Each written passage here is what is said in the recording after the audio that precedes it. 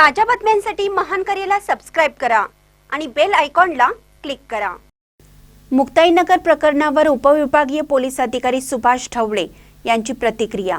मुक्ताईनगर येथील मतदान केंद्रावर झालेल्या वादानंतर उपविभागीय पोलीस अधिकारी सुभाष ढवळे यांनी सांगितलं की परिस्थिती पूर्णपणे नियंत्रणात असून दोन्ही पक्षाकडून माहिती घेतली आहे। मिळालेल्या पुराव्याच्या आधारे पुढील कायदेशीर कारवाई करण्यात येईल। रक्षक खडसे आलेले होते, एक गुन्हा दाखल करण्यात आलेला। नेमकी काय घटना घडली होती आणि काय गुन्हा दाखल झाला?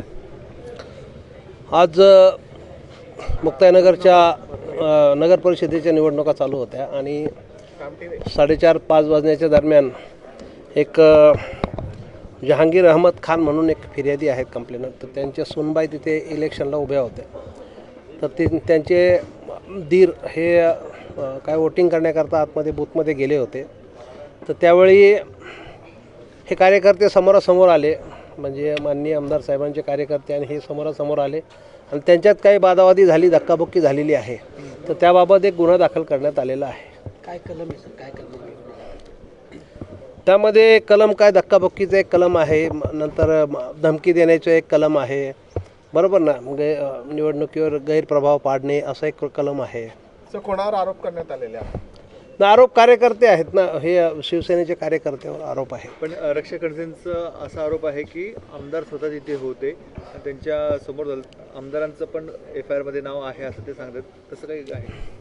आता दोन्ही पक्ष समोर होते, आमदार साहेबांचे त्यांचे कार्यकर्ते होते, हे यांचे कार्यकर्ते, यांचे उमेदवार होते, यांचे कार्यकर्ते होते, समोरासमोर होतं, समोरासमोर। आमदारांवर गुन्हा दाखल नाही आहे?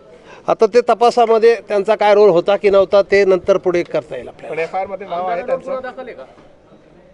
नाही, त्याच्याबद्दल नाही सांगू शकत। FIR मध्ये नाव आहे?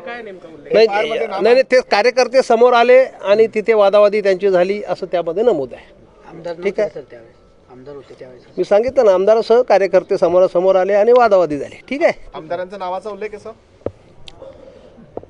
आमदार आणि त्यांचे कार्यकर्ते आणि ह्या पक्षाचे कार्यकर्ते समोरासमोर आले, त्यांच्यात तिथे वादावादी झाली, तिसऱ्यांदा तेच सांगत आहे। पुढे राईटचं पण कलम आहे का? राईटचं कलम राईटचं कलम आहे पुढे।